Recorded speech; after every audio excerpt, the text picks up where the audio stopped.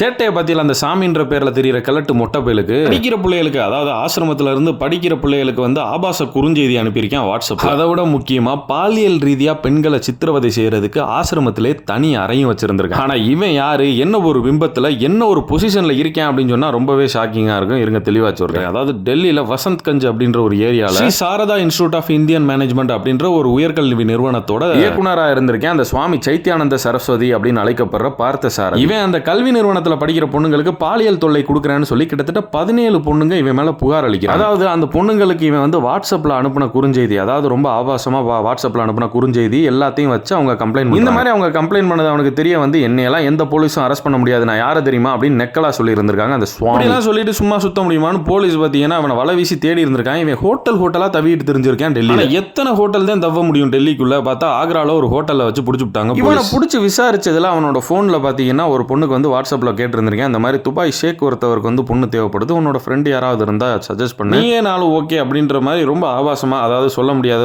வார்த்தைகள்லாம் யூஸ் பண்ணி இந்த மாதிரிலாம் பேசி இருந்திருக்கா. அது மட்டும் இல்லாம உச்சநீதிமன்றத்தோட நீதிபதியே என்னோட ஃப்ரெண்டு தான், என்னையெல்லாம் வந்து எந்த போலீஸும் நெருங்க முடியாதுன்னு சொல்லி அந்த பொண்ணுங்களை வந்து மிரட்டியிருக்கேன். அதை விட முக்கியமா இந்த ஆளை அரெஸ்ட் பண்ணி விசாரிக்கும் போது ஒரு திடுக்கிடும் தகவல் கிடைச்சிருக்கு. என்ன அப்படின்னா ஆசிரமத்துக்குள்ளேயே இந்த ஆள் ஒரு அறை வச்சிருக்கு. என்னன்னா 50 Shades of Grey படம் பார்த்தவங்களுக்கு தெரிஞ்சிருக்கும். பாலியல் ரீதியா துன்புறுத்தல் செய்யற மாதிரி ஒரு பிளே ரூம் அப்படின்னு ஒன்னு கிரே வச்சிருப்பாப்ல. அப்படி ஒரு அறைய எக்யூப்மெண்ட்ஸோட அந்த ஆசிரமத்துக்குள்ள ரெடி பண்ணி வச்சிருந்திருக்கு. பாத்தீங்களாங்க, சுவாமின்ற பேர்ல காம கொடூரங்க எல்லாம் கல்வி நிறுவனங்கள்ல டைரக்டரா இருக்காங்க. சை